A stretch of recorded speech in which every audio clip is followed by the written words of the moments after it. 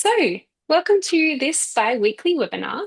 Today we have Lucas, who's going to do a presentation on how to build digital literacy and lead safety in the digital age. To give you an idea, before we get started, I just want to say this webinar is a bit of a special webinar. We are going to be giving away one gold sponsorship to the Safety Academy. So one lucky attendee will be reached out with an email to get a sponsorship to that Safety Academy.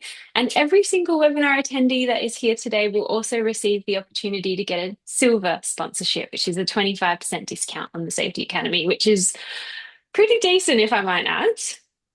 So I'll let Lucas introduce himself now. I'll stop talking, but before I do, I just want to say today's webinar, please think about what kind of questions you want to ask Lucas at the end. Write them down, get them ready, because we want to try and get as many questions to him as possible at the end because we only have him for one webinar.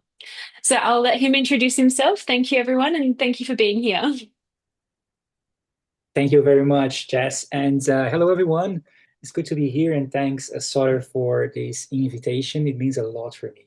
So I'm Lucas. I'm based in London, in the UK. I've been working in the EHS field for almost 20 years now. And in the last few years, I've been dedicating myself in not only learning, but also teaching EHS practitioners on how to use technology and how to leverage its power to make workplace safety safer and smarter. That's pretty much who I am. Thank you, Lucas. All right, I'm going to stop sharing my screen now so that you can take over and get started with the presentation. Fantastic. Thank you for that. Just make sure that I will present. Okay, so can you see my screen, everyone? Just confirm, Jess. Yes, we can see that. Thank you. Okay, lovely. So we are not here today to talk about AI products or features. It's more about the rise of Safety 4.0 leadership and how to build digital fluence and lead safety in the digital age. Okay, so that's the conversation today. We're going to discuss about the reactive safety trap, what it means, and why safety must evolve right now. What is Safety 4.0? I've been saying this a few times, so I'm going to explain what it means. The four pillars of Safety 4.0. I'm going to give some examples of real-world applications of technology in workplace safety, as well as case studies with clear ROI, and also the skills, mindsets, and behavior of the modern EHS leader in the digital age. And we are going to summarize everything with a very simple roadmap in case you want to get started. And let's go. So as I said, I'm based in London, more than 15 years of experience in EHS. My background is environmental health and safety engineering with a post-graduation in petroleum, oil and gas, and a master's degree in executive management. I've built my career in high-risk industries, including oil and gas, construction, manufacturing. But my last two roles in London was about building and managing EHS and sustainability functions for tech unicorns. So overall, I am an entrepreneur, a founder, author, and also aspiring podcast and YouTuber. So if you're not yet connected on LinkedIn and you want to stay in touch with me, you can just scan this QR code, send me a connection request, and then we are going to stay in touch because I share almost every day practical insights on Safety 4.0, AI applied to safety, and things like that. As I said, this is not a conversation about AI tools or features. This is about a concern that I have, and I have developed these concerns over the last few years. And that's the point is, despite all the progress and the rapid technological change, I feel that AI and tech skills in EHS are unfortunately alarmingly low. And that's the conversation today and how and why we should be addressing this issue as soon as we can. So the reason for that is that because we were not trained at the traditional safety school when we take our diplomas, our certificates, or even on the job to lead safety in the digital age. So we are still mostly rely on those 20, 30 years syllabuses of the courses that we take. And, unfortunately, the traditional education system is not very interested about changing that. They are more focused on compliance rather than digital skills that we need to stay relevant and impactful in today's, let's say, digital world. And because of that, I created the Safety 4.0 Academy, which has the world's first IOSH approved and CPD certified Safety 4.0 course. And for those who are not familiar, IOSH is the Institute of Occupational Health and Safety in the UK.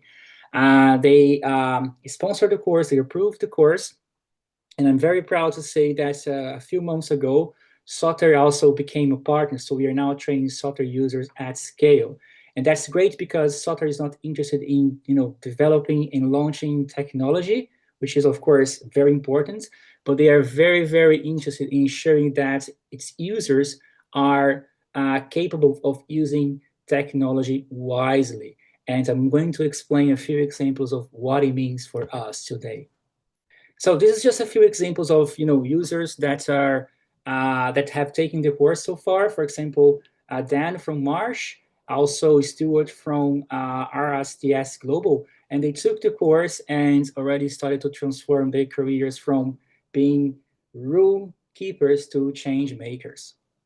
But anyway, um, there's a burning problem that I would like to talk about. So despite all the progress that we have made collectively as professionals, there's still something that every year is pretty much the same picture, which is social and economical challenges is because of workplace injuries and fatalities. So according to the ILO, in 2023, 2.6 million of workers died because of work-related injuries.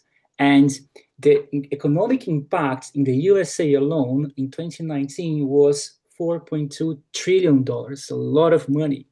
And in Britain, where I live, last year, 4.4 million work days were lost because of injuries. So it means that despite of all the technological progress that we have achieved throughout the years, something is not clicking because we can use technology applied to safety to improve these, staggering statistics. I'm pretty sure that, technology has its place to address those issues. So this is what I call the reactive safety trap. So you are familiar with this triangle, the one in the left. Every time we have to take a risk assessment to complete, we start with using this hierarchy of controls. And we, ideally, as the theory says, we try to eliminate the hazards as the most effective way to manage risks. And then we substitute the hazards, we implement engineering controls, admin controls, and then the least effective thing that we have to do is to set PPE requirements, right? But unfortunately, this triangle is now upside down. So eliminations of hazards is pretty much, ignored across many, many industries and companies. And we have put a lot of focus on the administrative controls as well as PPE. So every time something happens, we issue a new policy training procedures, and it goes on and on. So it became really, really a heavy administrative burden for EHS, professionals to manage every day. Not to mention the fact that there is a big industry behind PPE, and they are pushing more PPE, in the market, and we buy PPE a lot. So that's the problem that I see, and that creates something that I call the illusion of safety. Despite all the things that we do, we don't make progress. Every year is pretty much the same sad story about, not achieving the results that we set for our teams.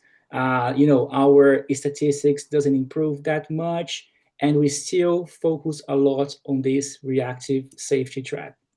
And because of that, I believe that we somehow became obsessed with KPIs and OKRs and things like that.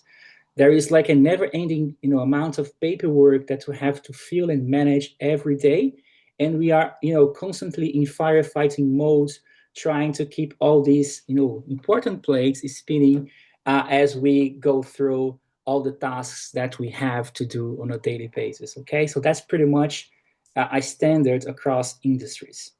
So it basically means that we are the experts in safety, but right now, AI and technology are pretty much reshaping what it means. And what I mean by that is that we have the capability, we have the knowledge, the experience, we have the diplomas, we have everything that it takes for be a great safety professionals and making a positive impact. What we don't have is the capacity to deliver everything because we are very busy with paperwork, and we have to change that. So I cannot really talk about safety 4.0 without very quickly explaining what industry 4.0 means. So industry 4.0 refers to the fourth industrial revolution, the ones that we are right now. And it pretty much means that it's the fusion of physical operations with digital intelligence. Things like artificial intelligence, Internet of Things instead of Internet of People, big data, mobile devices, clouds, and everything that we use and that we are familiar with in today's world. So basically, Safety 4.0 is the application of Industry 4.0 technologies to make sure that we create safer and smarter workplaces. So everything that's is developing so fast is now becoming available at scale and also very accessible for us also to use on a daily basis to empower our operations and create safer and smarter workplaces. So, Safety 4.0 is not a manifesto for replacing people with technology and AI. That's nothing about that. It's pretty much four pillars. People, first and foremost, using a human centered approach to technology. The technology itself, ensuring that we apply technology only when there is like a problem that we can address with technology, not the technology for technology's sake. Also, the process that we have, our workflows, our data, and ensuring that everything is finally underpinned with connected, verifiable, and reliable data. We talk a lot about AI and the potential of AI, but the fact is, if you don't have clear workflows and clear and let's say a ready data set, AI is pretty much useless, right? So we know that very well. So Safety 4.0 is not a revolution. Safety 4.0 is the natural evolution. So we have Safety 1, Safety 2. There's a very good book about that written by Eric Hollengel. It provides the difference between reactive and proactive safety, leading and lagging indicators. And then we have the shift, which is about, for example, human and organizational factors, the rise of the EHS software, continuous monitoring, and things like that. And finally, there was a big leap towards Safety 4.0 with AI models, products like Sotter, for example, and agentic AI risk prediction, wearables and IoT sensors, computer vision, wearables, automation, and things like that. So that's pretty much the natural evolution of things, and safety has a place in the big scheme of things. So I'll give you now some examples about the applicability of Safety 4.0. So in the UK, there is a giant retailer called Marks and Spencer, and they implemented computer vision in their logistics and warehouses. So in the first 10 weeks of the implementation, they noticed a decrease in 80% of incidents. And for those who are not familiar, pretty much computer vision is the usage of CCTV cameras powered by AI algorithms to spot deviations. The oil and gas company Seadrill, where I used to work in the past, also implemented computer vision in the past, and they started to monitor red zone, which is an area around the drill floor where they want to minimize the exposure of workers to dropped objects and also machinery that are constantly moving. So they implemented the system and also saw amazing results. In the construction sector, we have Skanska that implemented drones and machine learning for hazard prediction. So instead of exposing humans for working at height inspections, they use drones and then they use the footage of the drones to create, you know, uh, like a hazard prediction models using machine learning based on the data that the drones was acquiring in the workplace. And finally, we have another example that in the mining industry, Anglo American, that also implemented drones for inspections, but also using virtual reality for training people using the footage of the drones acquired in those inspections. So those are just a few examples of what's out there available today and making a massive impact in the workplace. And we have to say that, AI is here and the AI gene won't go back to the bottle. And it means that we must adapt to lead.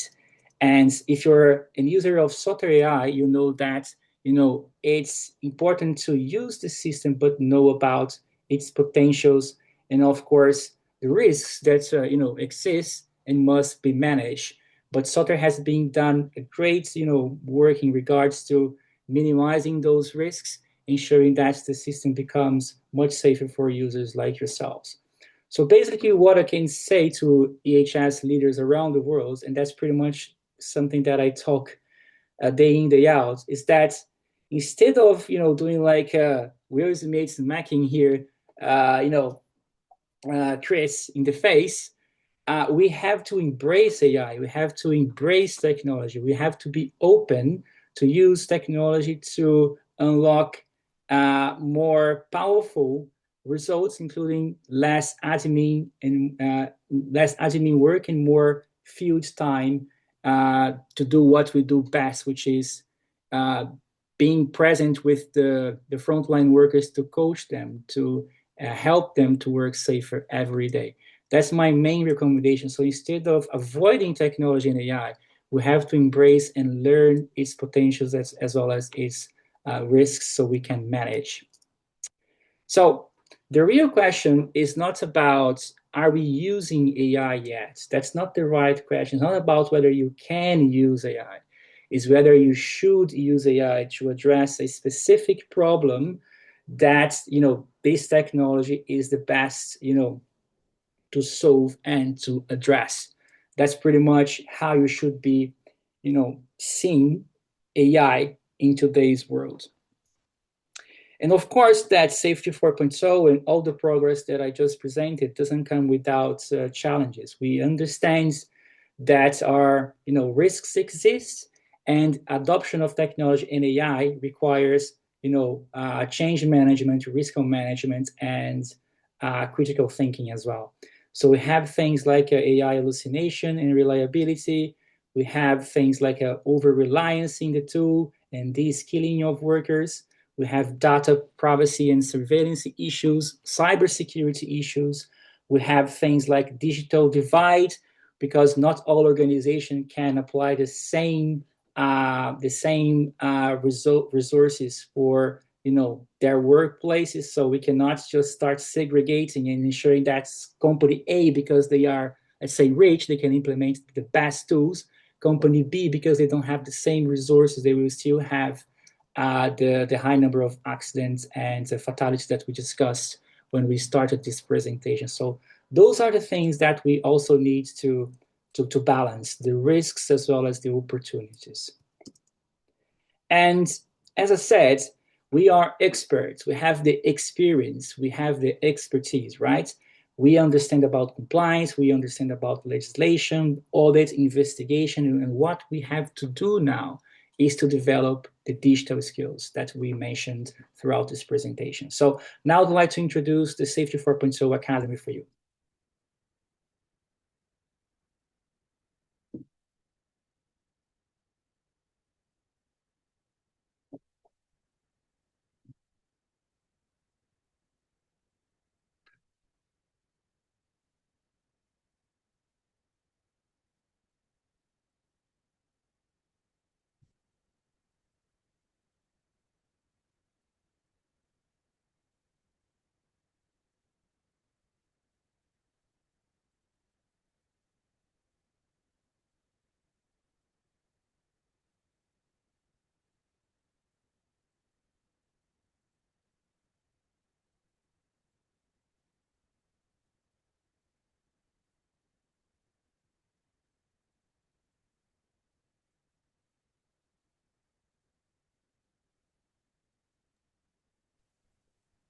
Just letting you know, Lucas, that there is no audio to the video.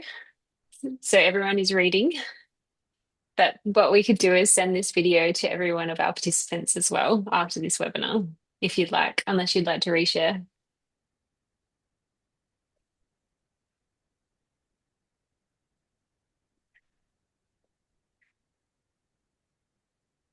I think wait until it's finished.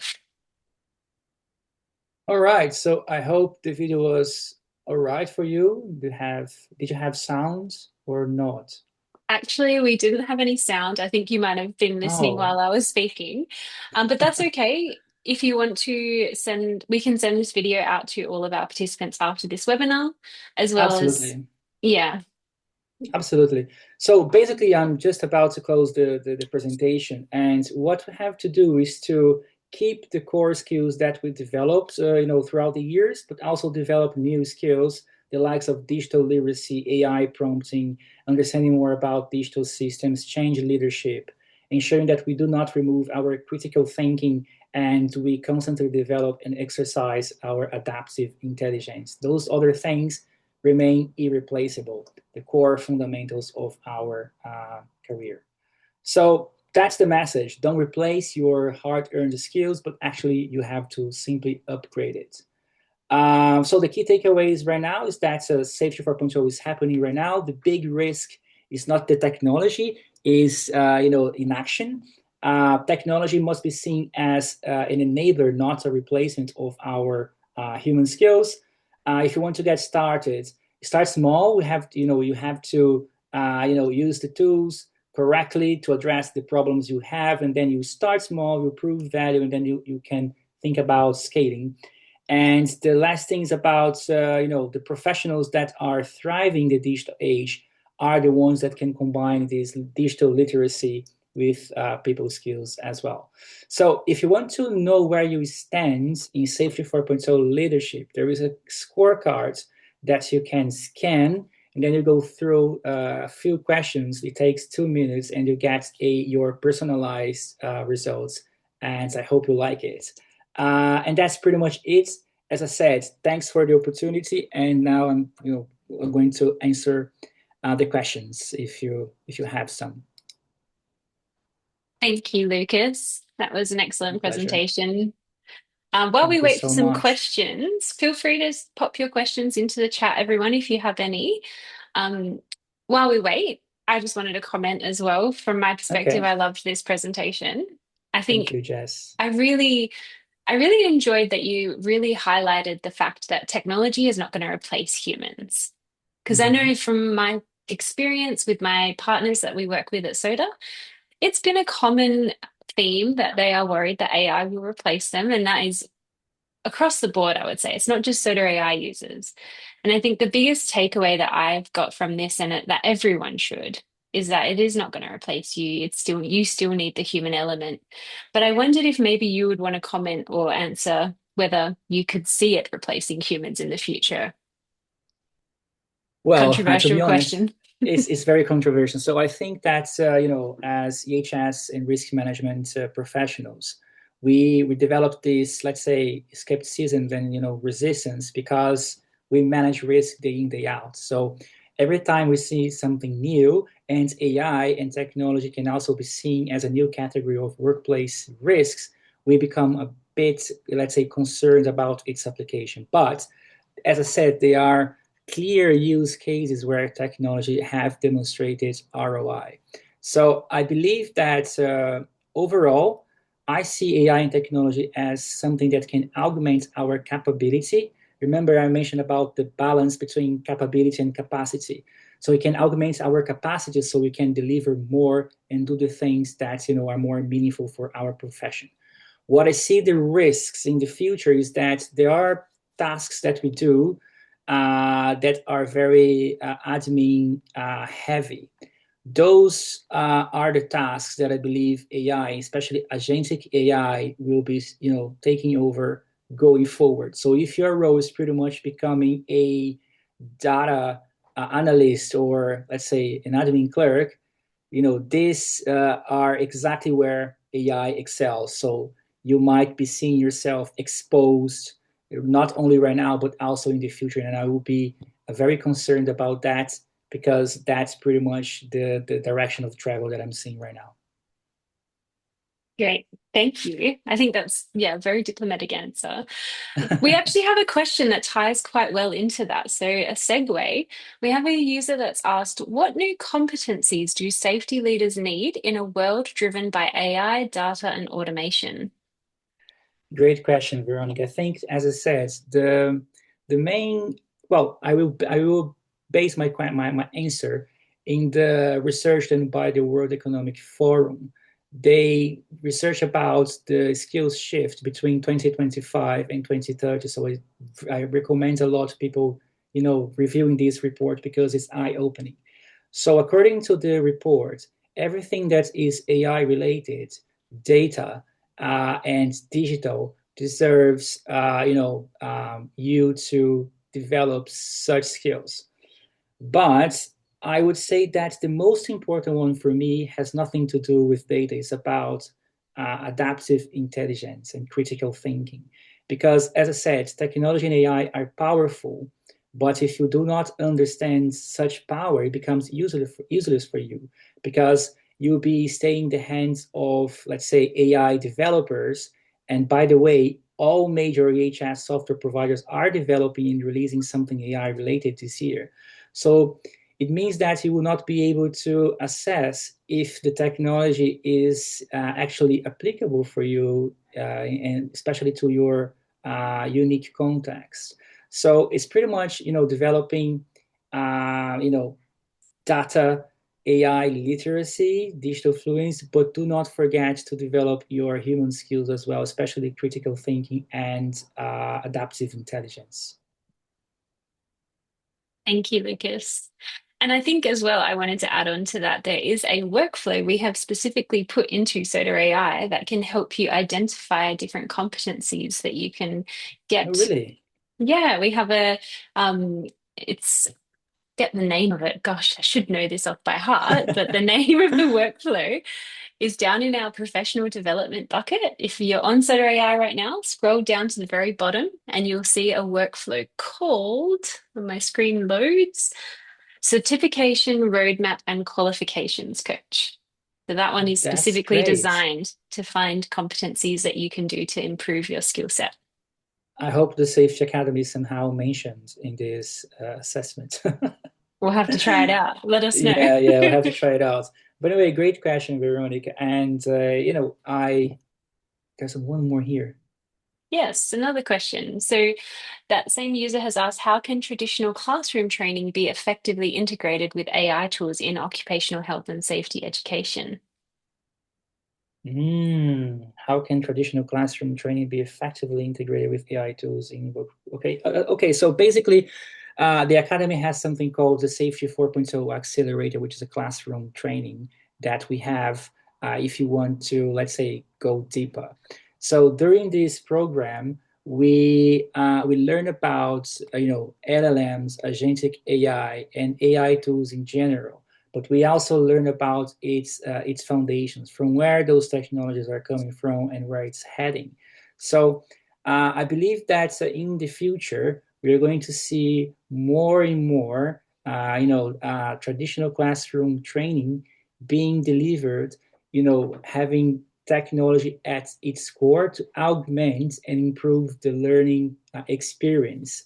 So that's something that I have, tried to ensure that our program also offered to students. So you feel that you are learning something that you can immediately apply into your workplace, into your context. So that this, let's say, approach, in my view, is important because otherwise things will become so digital. And when we go to learn something, it's great when we have interactivity sessions and other peers in the classroom so we can learn from those experiences, right? So it's very rich when we have a cohort of students that are on the same journey. So that doesn't replace, so AI cannot replace that in my view. Excellent. Thank you, Lucas. Well, I believe we've run out of time. I wanted to say thank you, everyone, for attending today. If you do have more questions for Lucas, then we can put contact details in an email. Just send it through to us and we can forward them to Lucas himself. As I said, there's going to be one gold sponsorship awarded to one of the attendees from today's webinar, as well as everyone gets access to a silver sponsorship.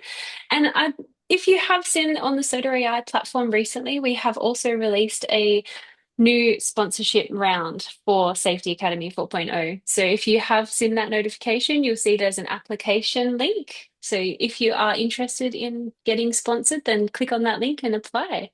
But again, thank you for joining, and I really appreciate your time, everyone. We'll see you in the next 2 weeks.